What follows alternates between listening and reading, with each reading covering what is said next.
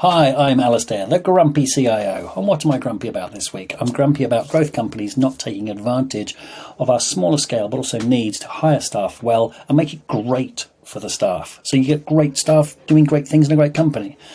Cut out so much bureaucracy that's in big companies, but add things that actually matter to the staff.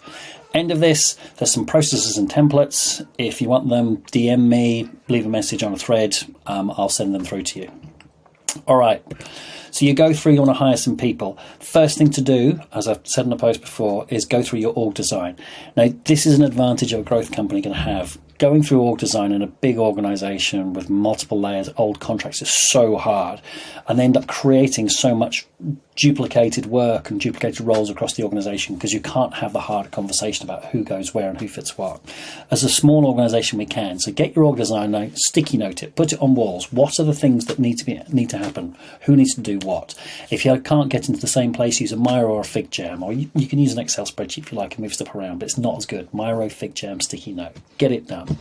Then you can actually work out who needs to work where and who is in charge. The first thing, as I've said on post before, is to work out who's in charge. They come back to you and tell you the roles of how they're going to achieve those particular functions. You've now got an org design and you've got an org chart with roles in it, and you can work out who you've got and not.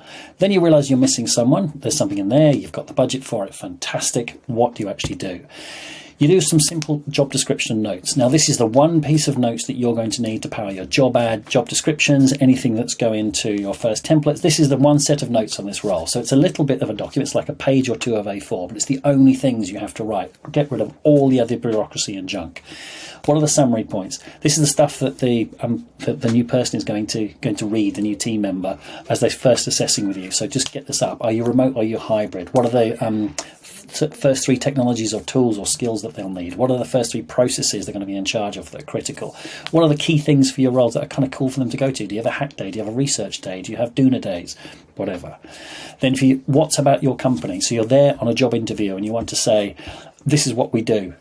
I've been on interviews with people who were just kind of blubbing and making it up. They could spout like the high-level line, we are a great company. Fantastic. Well, what do you do? One line. Get it ready.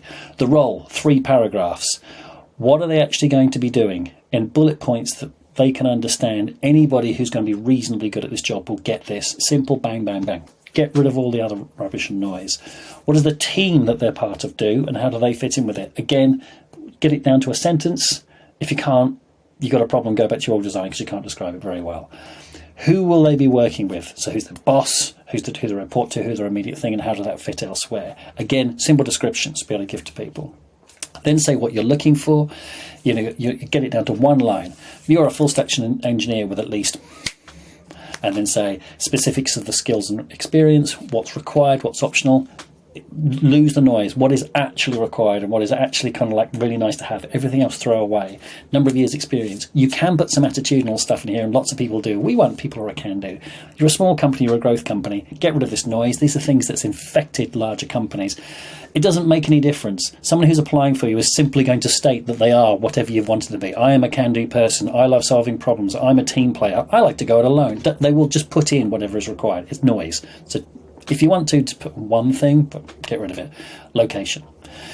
Then write down on the notes, what are they going to be doing for the first month? And have that ready, so they're going to go into an interview. Because you sit there, again, the interviews I've been in, the candidate will sit there going, so what am I going to do? And the boss is like, and they've got these high-level points. It's like, yeah, but what actually am I going to do? Have that ready. Think, I get this person. What are they going to do for the first month? Write it down. It's quite hard, actually, but just write it down.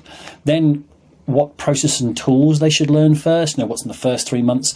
Also, what are the kind of goals they're going to achieve over the first 3 months. And have that goals for the company, so you see how the company's going to gain, but also for them. You are arriving at this stage in your career. After only 3 months, you will have done this. That's really going to sell to a candidate who's coming in. All right.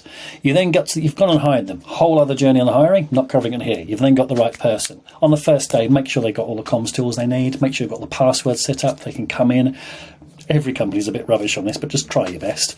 Make sure you've got all the payroll and bank details. Reassure them on the first day that they're going to get paid.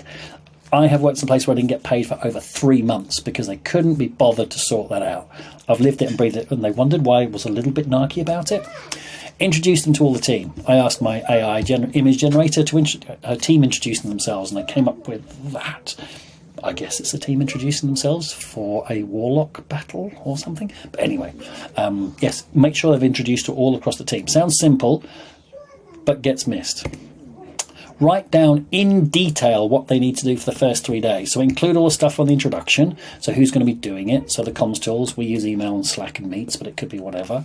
Admin and payroll, familiarization with the tools and system. Make sure somebody has the time to go through with them. Then pick 3 or 4 detailed tasks for them to complete in the first 3 days. And what's the objective? And make the objective for them. You're going to learn about this. You're going to learn about the team's code. You're going to learn about our clients. You're going to learn about our market segments. Don't put it on them that they're actually going to do something absolutely business critical that you die without for the first 3 days. It's more about they're going to do a task for them to learn. Then you switch into the first 90 days and it comes the other way around. So you're actually going to sit there and go like, okay, after the first 90 days, you need to have achieved a thing because this is going to help people across the team. Quite important, you only write list after they've been there for 3 days because even in the first 3 days, you'll be learning about them, watching the team fit together. The team will be making suggestions. Hopefully they're communicating with each other.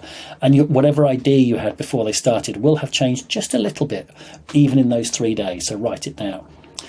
After you've got through those 90 days, they'll be hopefully kicking goals. They've done a little bit of this. They've achieved these things on these objectives because they're reasonable to actually do. They've got that. And then the team is actually in place. And then a good team starts to tell you what they need to do because they know all the way back up to the top. They know what their org design is. They know who's in their team. They know what their role is in with it. They know what they should be doing and what they've achieved up to this point in time. And then they can start telling you where to go from here. So there you go. From org design all the way through to the end of the first 90 days. Only a few templates, but they're really powerful and get that process right. Thank you for watching. I'm Alistair, the grumpy CIO of ShipShape.vc. We are the free investor search engine. Come to us to find investors that get what you are talking about. All right, all.